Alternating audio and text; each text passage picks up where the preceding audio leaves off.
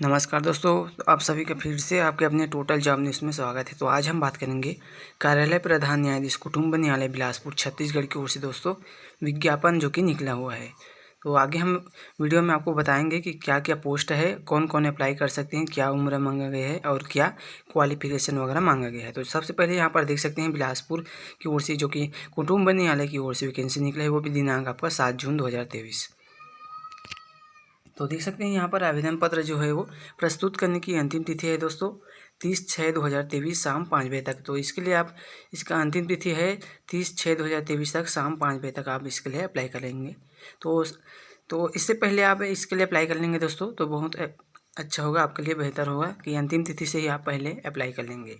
तो देख पा रहे होंगे कुटुंब न्यायालय बिलासपुर छत्तीसगढ़ के अंतर्गत रिक्त जो सहायक ग्रेड थी, तो इसमें देख सकते हैं दोस्तों सहायक ग्रेड थी के अंतर्गत आपका साक्ष्य लेखक है एवं सेल अमीन का है। तो इनमें निम्नांकित जो पदों पर है वो सीधी भर्ती के लिए यहाँ पर नागरिकों से आवेदन स्वीकार किया जाना है। तो रिक्त पदों की अगर जानकारी की अगर बात करें तो रिक्त पद का नाम यहाँ पर देख सकते हैं। तो सबसे पहली पद के अगर बात करें वर्गवार तो यहाँ पर देख सकते हैं अनारक्षित वर्ग के लिए है, अनुसूचित जनजाति के लिए है, अनुसूचित जनजाति और अन्य पिछड़ा वर्ग के लिए। तो देख सकते हैं अगर अनारक्षित पद की अगर बात करें तो इसमें मुक्त है, महिला है, भूतपूर्व सैनिक है और दिव्यांगजन का है। तो बारी बारी यहाँ पर हम आपको पूरी जानकारी देंगे। सहायक ग्रेड 3 के अगर बात करें तो यहाँ पर देख सकते हैं टोटल आपका 6 पोस्ट है, जिसमें आपका मुक्त के लिए 2 है, महिला के लिए 1 है और अनुसूचित जनजाति के अंतर्गत आपका मुक्त में है आपका 1 पोस्ट है। अनुसूचित जनजाति है आपका, इसमें भी आपका 1 पोस्ट है और OBC के लिए भी आपका 1 पोस्ट है जो कि मुक्त के तहत है।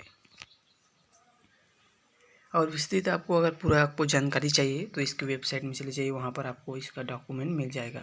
साथ में आपको पूरा नोटिफिकेशन भी आप चेक कर पाएंगे और साथ में हम आपको दिखाया भी देंगे यहाँ पर। तो देख पा रहे होंगे जैसे कि यहाँ पर टिप पर जैसे कि जानकारी बताया गया कि उपरोक्त पदों की संख्या है दोस्तों ये आपको स्वीकृत पद के अनुसार है। नवीन पद मिलने पर भी यह रिक्तता जो होने पर घटाई या बढ़ाई जा सकती है, यानी कि पदों की संख्या है वो आपका बढ़ाई जा सकती है या घटाई भी जा सकती है समय को देखते हुए। तो परीक्षा तिथि में परिवर्तन करने का अधिकार होगा वो आपका कुटुंब न्यायालय बिलासपुर के पास सुरक्षित रहेगा। तो भर्ती की पात्रता एवं शर्त की अगर बात करें सहायक ग्रेड 3 की, तो सबसे पहले वेतन की अगर बात करें दोस्तों तो वेतन मैट्रिक लेवल आपका 4 के आधार पर है 19,500 से 62,000 और वेतन ग्रेड आपका 1900 है ग्रेड लेवल के आधार पर। तो क्वालिफिकेशन की अगर बात करें तो इसमें आपको क्वालिफिकेशन मांगा गया है कि किसी भी मान्यता प्राप्त विश्वविद्यालय से स्नातक परीक्षा उत्तीर्ण होना चाहिए, जिसमें आपका अनारक्षित वर्ग के लिए 45 एवं आरक्षित वर्ग के लिए 40% होना चाहिए। अभ्यर्थी को कंप्यूटर में हिंदी टाइपिंग आना चाहिए जो भी 5,000 की डिप्रेशन के प्रति स्पीड से, और साथ में आपको कौशल परीक्षा आयोजित किया जाएगा, उसमें आपको भाग लेना है। डिप्लोमा इन कंप्यूटर एप्लीकेशन यानी कि DCA का आपका प्रमाण पत्र होना चाहिए, जिसमें आपका MS वर्ड हो और इंटरनेट का थोड़ा बहुत ज्ञान होना चाहिए।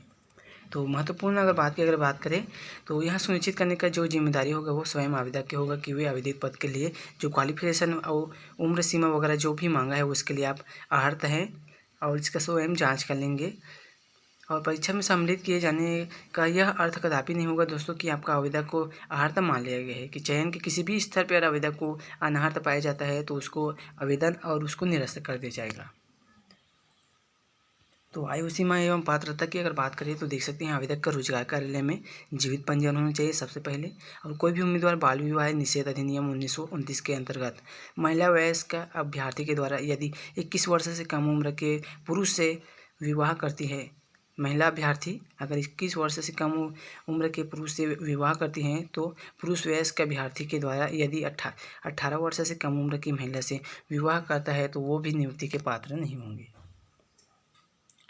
और देख सकते हैं यहाँ पर नियम वगैरह, तो कोई भी पुरुष जैसे उम्मीदवार जिसके एक से अधिक पत्नी जीवित है दोस्तों, या फिर कोई भी महिला उम्मीदवार जिसने ऐसे व्यक्ति से विवाह किया जिसके पहले से ही एक जीवित व्यक्ति है यानी कि जीवित पत्नी है, तो वो भी इसके लिए पात्र नहीं होंगे। और आवेदक किसी भी शासकीय या वैधानिक संस्था या स्थानीय प्राधिकारी द्वारा पृथक या पद से हटाया गया ना हो, सेवा के लिए अयोग्य घोषित किया गया हो, या उसे घोर कदाचार के लिए पदच्युति या सेवा समाप्त किया गया हो, उसे निकाल दिया जाएगा, उसे नियुक्ति पात्र नहीं होगा। और ऐसे उम्मीदवार जिसे किसी गंभीर नैतिक एवं किसी महिला की लज्जा के अवमान या यौन अपराध के किसी अपराध का सिद्ध दोष ठहराया गया हो, वो भी इसके नियुक्ति के पात्र नहीं होंगे। और आयु सीमा की अगर बात करें तो उम्र में छूट की, तो इसमें देख सकते हैं सबसे पहले आयु सीमा मांगा गया है आपका 18 से 35 वर्ष है, जिसमें अधिक ना हो, 35 वर्ष से अधिक ना हो और 18 वर्ष से कम ना हो। और छत्तीसगढ़ राज्य का मूल निवासी होना चाहिए सबसे पहले तो अप्लाई करने वाले के लिए। और अधिकतम उम्र अगर छूट की अगर बात करें दोस्तों, तो आपका छूट के आधार पर आपका 40 वर्ष मांगा गया है अधिकतम सर्वाधिक में। और छत्तीसगढ़ राज्य के बाहर जो अन्य राज्य के उम्मीदवार है उसके लिए आवेदक के लिए आयु सीमा में कोई छूट नहीं है, उसके लिए 30 वर्ष है। छत्तीसगढ़ राज्य के स्थानीय निवासी एवं विशेष वर्ग जैसे कि अनुसूचित जाति है, अनुसूचित जनजाति यानी पिछड़ा वर्ग या महिला, दिव्यांगजन इत्यादि के लिए अधिकतम आयु सीमा में शासन द्वारा जो छूट के नियम बनाए गए वो सभी इसमें लागू हुए।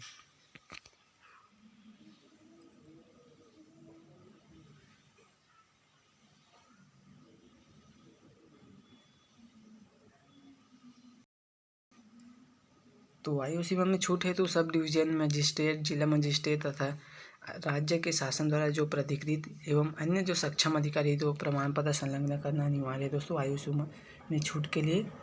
ये सब आपको नियम वगैरह ये बहुत ही स्ट्रिक्ट है दोस्तों। और उदाहरण के लिए अगर बात करें तो यदि कोई आवेदक अनुसूचित जनजाति है या अन्य पिछड़ा वर्ग का होने के साथ साथ विक्रम पुरस्कार प्राप्त हो तो उसे अनुसूचित जाति या अनुसूचित जनजाति यानी पिछड़ा वर्ग की अधिकतम आयु सीमा में 5 वर्ष की छूट के साथ प्रोत्साहन दिया जाएगा। आवेदन पत्र आपको कैसे पेश करना है या प्रस्तुत करने की जो प्रक्रिया है वो यहाँ पर देख सकते हैं। सहायक अर्थी के पद के लिए आवेदन पत्र इस विज्ञापन के साथ हम आपको इसका फॉर्म वगैरह वो दिखा देंगे,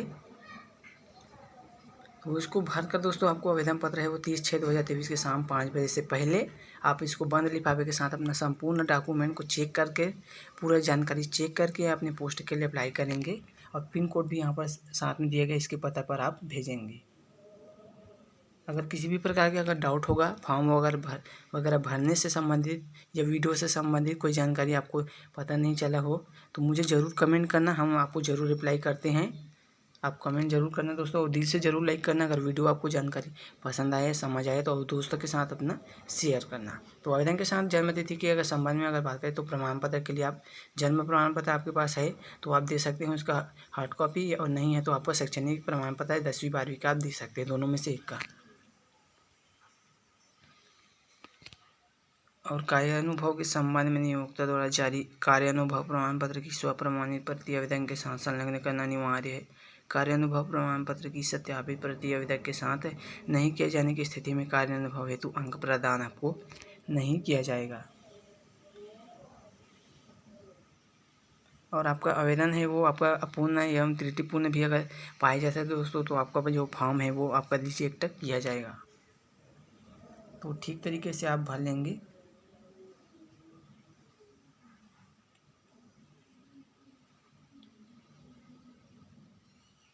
और यहाँ पर देख सकते हैं 6 नंबर पर जैसे बताया गया कि चयनित अभ्यर्थी को जिला चिकित्सालय के चिकित्सा बोर्ड से स्वास्थ्य फिटनेस प्रमाण पत्र आपको प्रस्तुत करना अनिवार्य है। और चयनित अभ्यर्थी को पुलिस वेरिफिकेशन कराया जाएगा तथा विपरीत प्रतिवेदन प्राप्त होने पर नियमानुसार उसके खिलाफ कार्यवाही भी किया जा सकता है। और यह जो नियुक्ति है दोस्तों ये आपका पूर्णतः अस्थायी है, तो यह नियुक्ति की निर्धारित शर्त को पालन करना आपको बहुत ही आवश्यक है।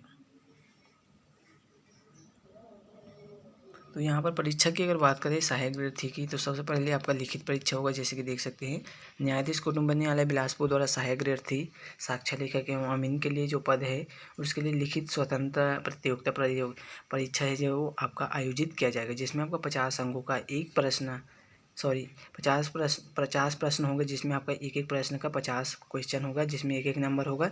और जिसके सभी जो 50 प्रश्न हैं वो वस्तुनिष्ठ प्रकार के होंगे, जिसमें आपको प्रत्येक प्रश्न में एक अंक दिया जाएगा। तो प्रत्येक प्रश्न के उत्तर में आपको 4 विकल्प दिए जाएंगे होंगे दोस्तों, जिसमें से अगर एक विकल्प सही होगा उसी यानी कि 4 विकल्प में से आपका एक विकल्प ही आपका सही है। और इसमें आपका कंप्यूटर ज्ञान से संबंधित विषय पर वस्तुनिष्ठ प्रश्न होंगे और उक्त परीक्षा की समय अवधि है आपका 1 घंटा का होगा।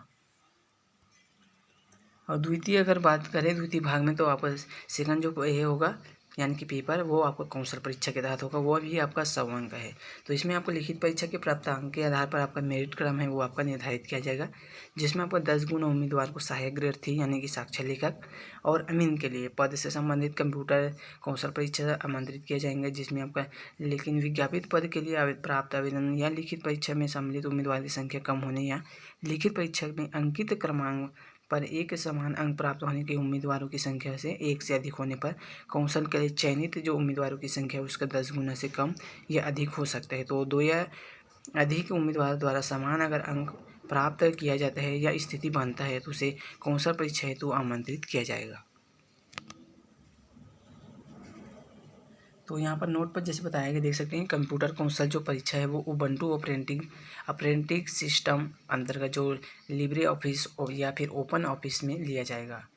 तो यहाँ पर स्पष्ट किया गया है कि कौशल परीक्षा में प्राप्त अंकों के आधार पर ही आपका चयन है वो किया जाएगा, और अपूर्ण एवं त्रुटिपूर्ण जानकारी भी आप नहीं देंगे, नहीं तो आपका फॉर्म है वो रिजेक्ट किया जाएगा। और अन्य महत्वपूर्ण सूचना की अगर बात करें तो देख सकते हैं, विज्ञापित रिक्त पदों की नियुक्ति प्रक्रिया और नियुक्ति जो माननीय उच्चतम न्यायालय नई दिल्ली में प्रस्तुत SLPC क्रमांक के आधार पर जो वहाँ पर कुटुंब उच्च न्यायालय बिलासपुर के अंतर्गत है वो पारित किए जाएंगे, जो भी निर्णय और आदेश होगा वो। तो जो भी अभ्यर्थी चयन प्रक्रिया एवं परीक्षा को प्रत्यक्ष या अप्रत्यक्ष रूप में प्रभावित करने का जो प्रयास करेंगे तो उसका भी आपको निरस्त करने का चांस है। देख सकते हैं, किसी भी प्रकार के कोई गलत व्यवहार नहीं करना है अपने पोस्ट के लिए अप्लाई करेंगे तो। और लिखित या फिर कौशल परीक्षा के लिए अभ्यर्थी को स्वयं के व्यय पर परीक्षा केंद्र पर प्रवेश पत्र के साथ अपना स्थान पर आपको एग्जाम सेंटर पर आपको जाना है।